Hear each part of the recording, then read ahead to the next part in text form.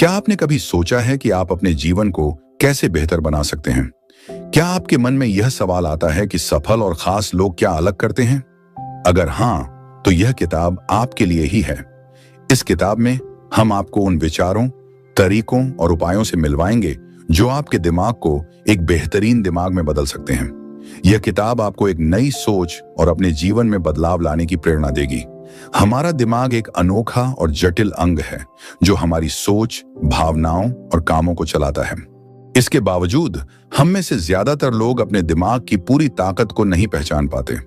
हम अपने पुराने विचारों और मान्यताओं में फंसे रहते हैं जो हमें आगे बढ़ने से रोकते हैं। इस किताब का उद्देश्य है कि हम इन बाधाओं को पार करके अपने दिमाग की बेहतरीन ताकत को उजागर करें।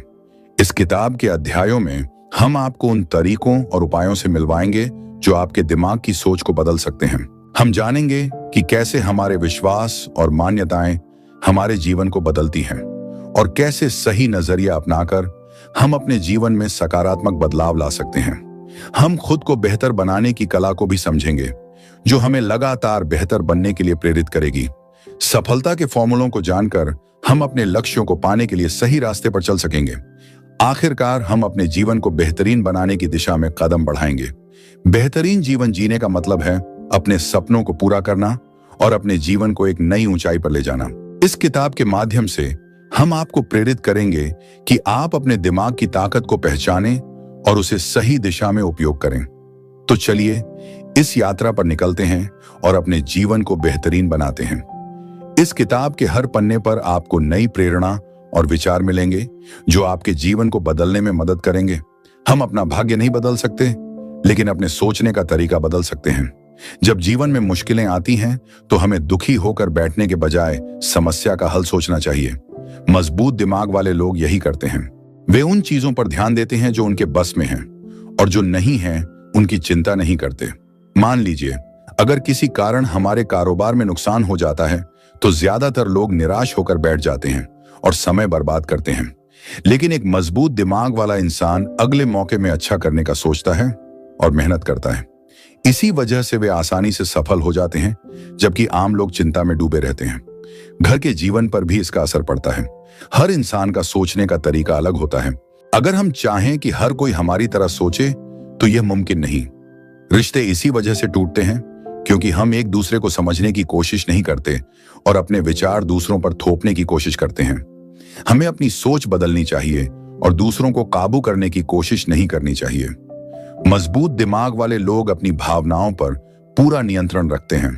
वे किसी की बातों या काम से परेशान नहीं होते और दूसरों को काबू करने की कोशिश नहीं करते। वे खुद पर भी अफसोस नहीं करते। जीवन में दुख सुख आना सामान्य है, इसलिए मुश्किल समय के लिए खुद को दोष देना बेवकूफी है। इसलिए हमें व्यर्थ की चिंता से बचना चाहिए और अपनी ऊर्जा को किसी महत्वपूर्ण काम में लगाना चाहिए।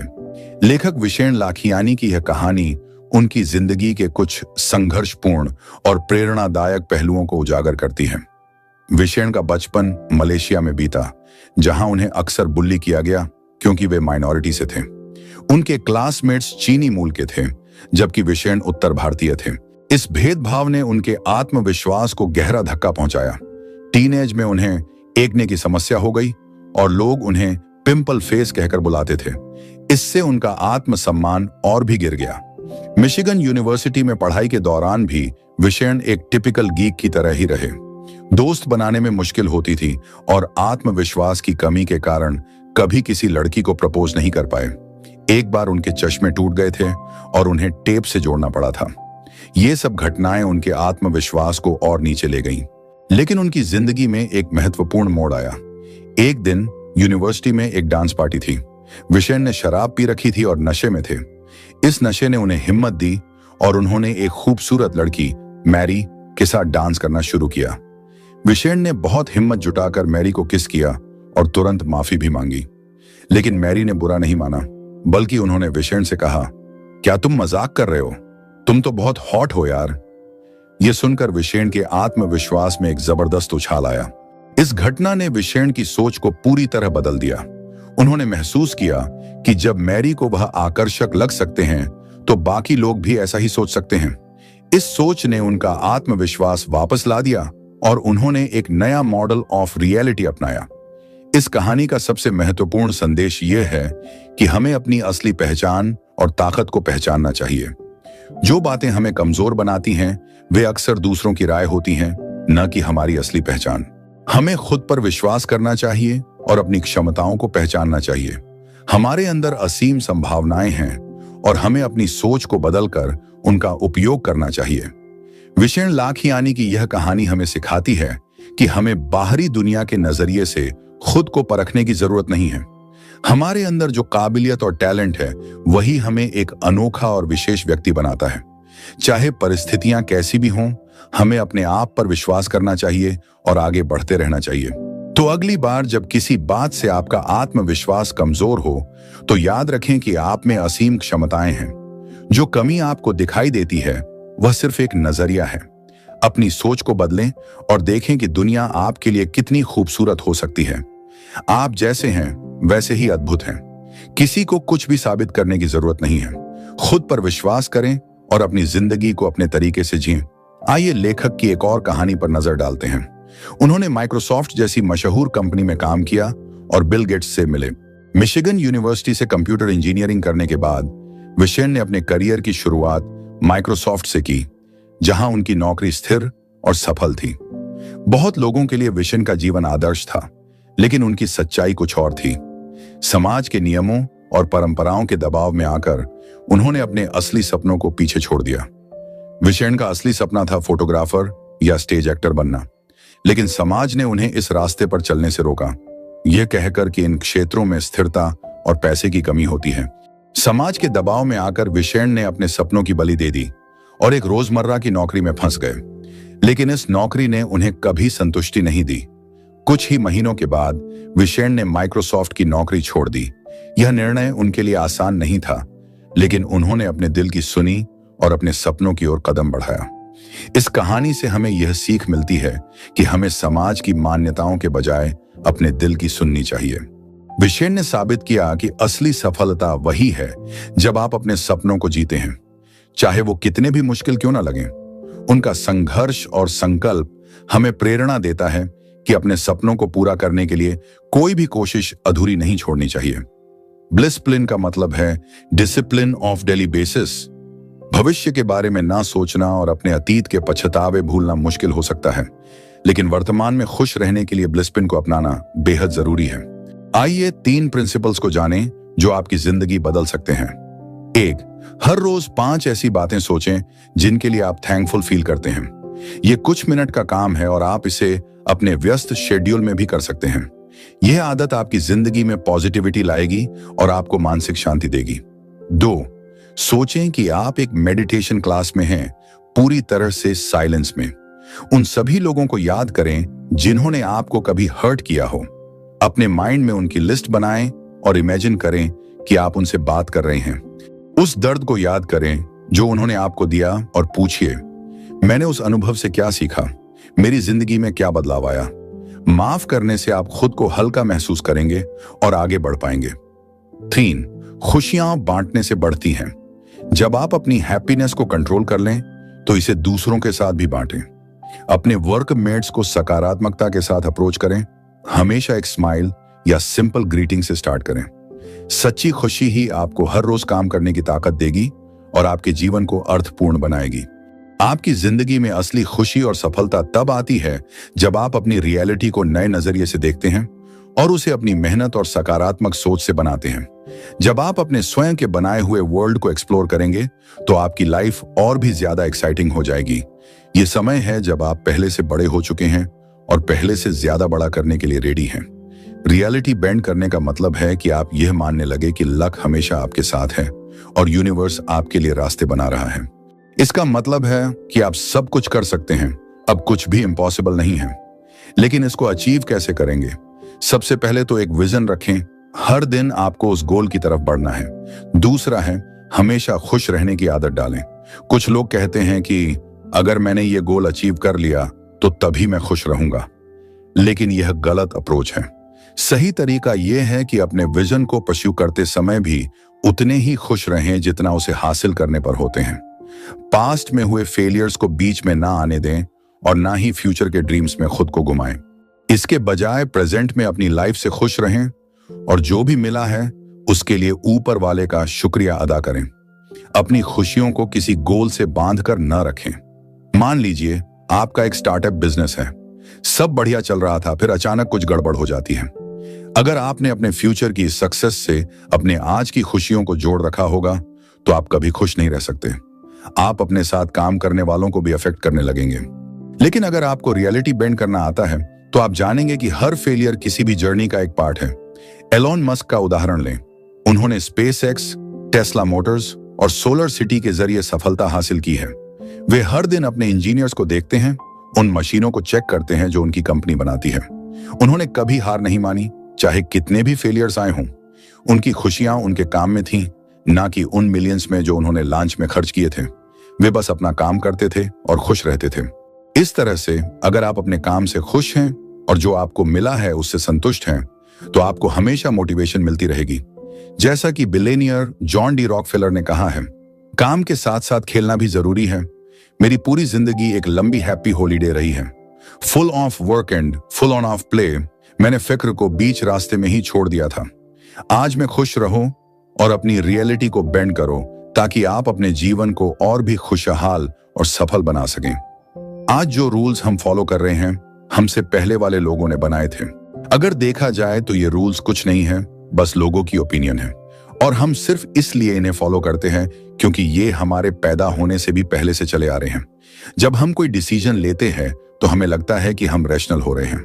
हमें लगता है कि हमारा फैसला सिर्फ हमारे माइंड से निकला है, मगर हम माने या न माने, हमारी हर सोच हमारे दोस्तों, परिवार और कल्चर से कहीं ना कहीं इन्फ्लुएंस होती रहती है।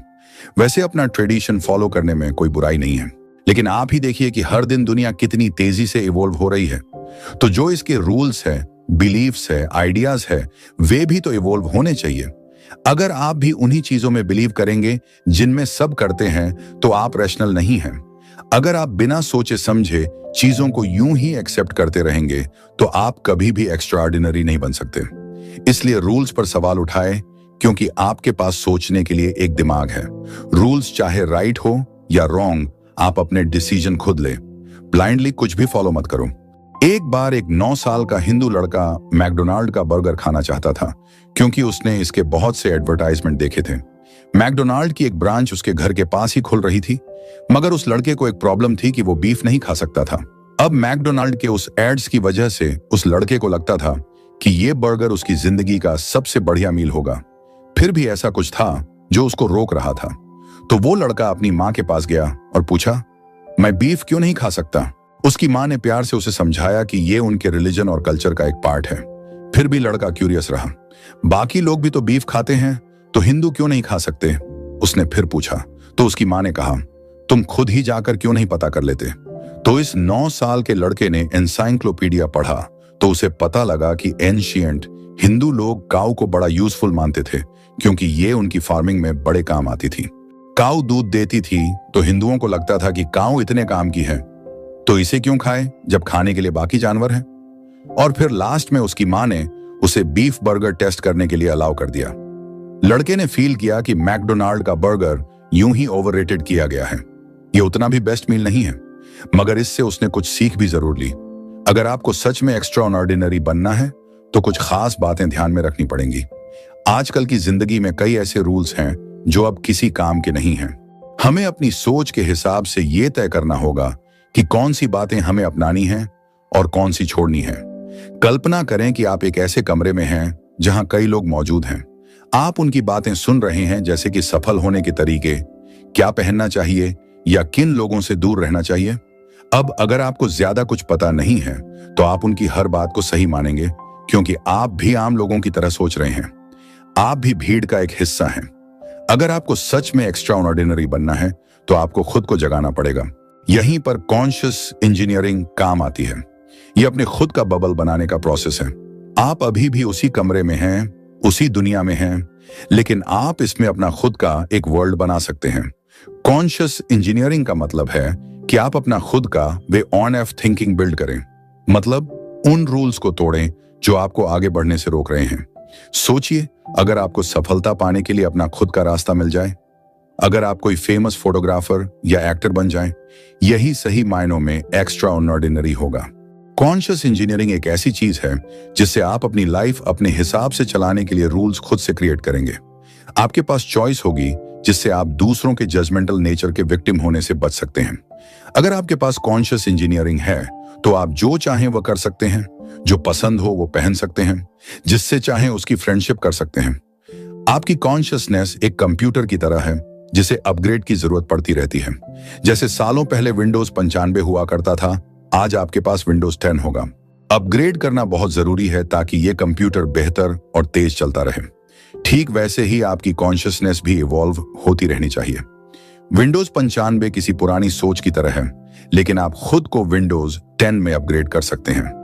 अपनी लाइफ में ऐसे बिलीफ्स इंजीनियर करें जिससे लाइफ बेहतर हो जाए, क्योंकि आपको अच्छे से पता है कि विंडोज 95 अब आउटडेटेड हो चुका है, अब यह नहीं चलता।